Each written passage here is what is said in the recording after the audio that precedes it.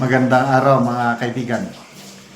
Bigyan natin ng opinion, reaction itong post ng ABS-CBN News. Sabi dito, various groups and individuals call on the executive, the House of Representatives, the Senate, and the Supreme Court to ensure the impeachment trial proceeds against Vice President Sara Duterte in a press conference in Quezon City. Groups include Siklab, Akbayan Party, and the Nagkaisang Labor Coalition.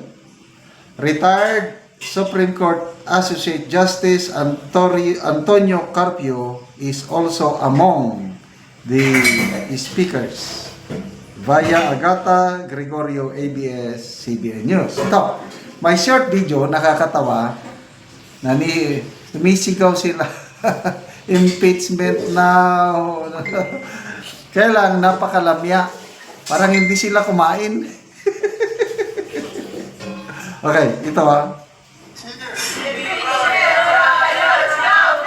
What is dismissed? Impeachment trial now na. Impeachment trial now na. What is dismissed? Impeachment trial now na. What is dismissed? Now na. What is dismissed? Impeachment trial now na. What is dismissed? Impeachment trial now na. Impeachment trial now na. What is dismissed? Impeachment trial now na. What is dismissed? Now na.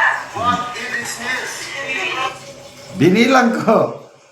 Itong tao na nakatayo. 1, 2, 3, 4, 5, 6, 7, 8. Okay, 8. Photo ops, 8. May nagsasalita. Siyam. Ilan pa kayang kasamahan nila na nandyan sa press conference? Anyway, karapatan nila yan. Part of democracy, nung tawag yan, magpahayag yung kagustuhan nila na ituloy ang impeachment. Now na, huwag i-dismiss. Karapatan nila yan. Bakit? So, Supreme Court Justice Antonio Carpio, na may nabasa akong post sa isang panayam, nagsalita ang retired maestrado na judicial overreach daw yung ginawa ng Supreme Court. Yung July 8 order ata yun na pinagpapaliwanag ng may clarificatory questions. May order ang Supreme Court sa Kamara na magbigay ng informasyon, transparency kung ano yung anong date na i-file yung mga complaint, bakit pinatagal yung 3 complaint sa Office of the House Secretary General, nabasa ba ng mga kongresista isa-isa o nabigyan ba ng mga yung copies of the articles of impeachment, nabigyan ba isa-isa ang mga kongresista, nagkaroon ba ng sapat na panahon para pag-aralan bago pumirma. Ayan, mga tinatanong ng sabi ni Justice Carpio, ano na daw yun, pakikialam. Judicial overreach. Ganon din ang pahayag ni Congresswoman Laila de Lima. Judicial overreach. Anyway, kanya-kanyang opinion yan. So, now na. Anong now na? Hindi pwede. Hindi pa nagsimula ang kwan eh. Sa July 28 pa ang opening ng 28th Congress. Hindi pwedeng now na. Okay. Ang now na, yung pahayag ni incoming Senate Majority Floor Leader Senator Villanueva, pinakamaaga is August 4. Kasi nga, July 28, opening, mag-reorganize pa ang Senado, pati ang Kamara. Botohan nila ang Senate President, and after that, yun na, mga committee chairmanship. So, mga 1 week na organization or reorganization, after 1 week, Yung next week, August 4, sabi ni Senator Joel Villanueva, yun na, simula na. Proceedings na. So, ang unang tatalakayin dyan is jurisdiction. Kahit sa anong korte daw, jurisdiction talaga, kung may jurisdiction ba ang 20th Congress, dyan sa impeachment trial. So, sa nakikita ko, nababahala na itong mga iba't ibang grupo na baka madismiss kagad. Kaya ganito ang ginagawa. Kasi nga naman, si Senator Escudero nagsabi na if somebody among the senator judges sa 20th Congress mag-motion to dismiss, then may mag-object, the normal thing to do is divide the house, butuhan.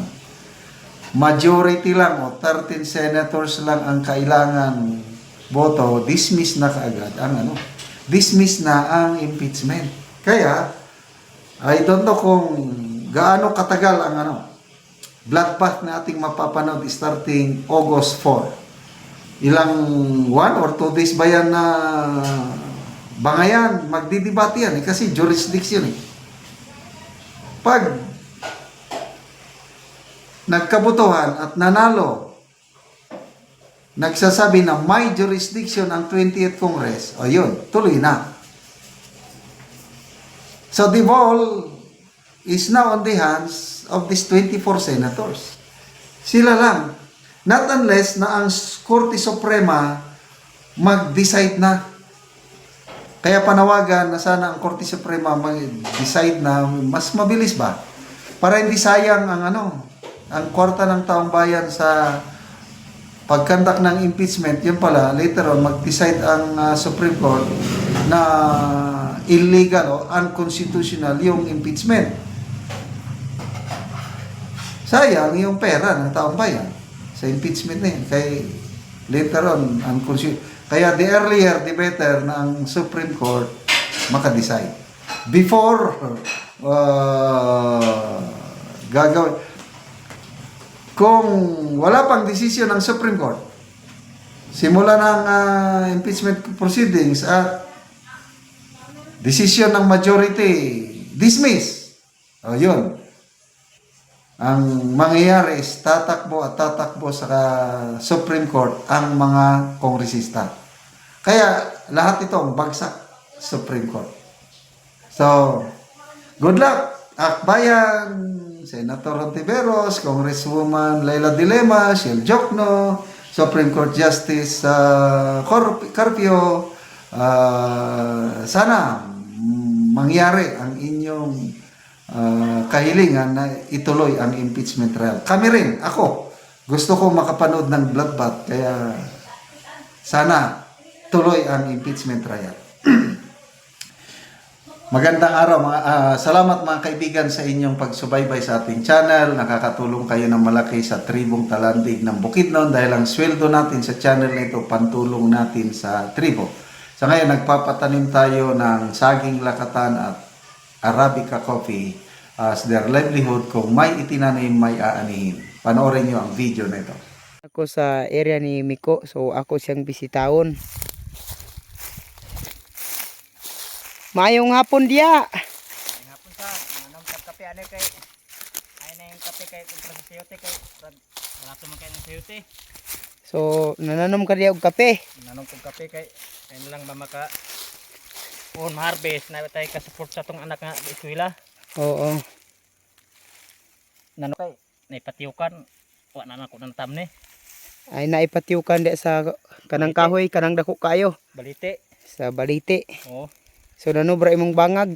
Nubra kong bangag punuan nga Po- kape. 400 ka punuan nga kape imong tanom. Oo. So nindot yun kayo nga seedling. Indot kani nga sidling kay kuan 14 ka bulan makarbis na ta. Oh, so tag 25 pesos ang kada isa ka Kilo. kuan ana. Okay. Kada isa ka punuan. Isa ka punuan. Oo. So karon daghan na gyud ang natanom ni Miko nga kape. So Punuan. 400 ka punuan na. So luag na gyud ang area nga iyang natamunan. Naapay sobra nga bangag apan tuang patsukan nga makita. So Straight na maganda ng patio ka no. straight sa Taman kay. daghan na gyud ang iyang bangag. Ani ang area nga iyang gitamnan og kape.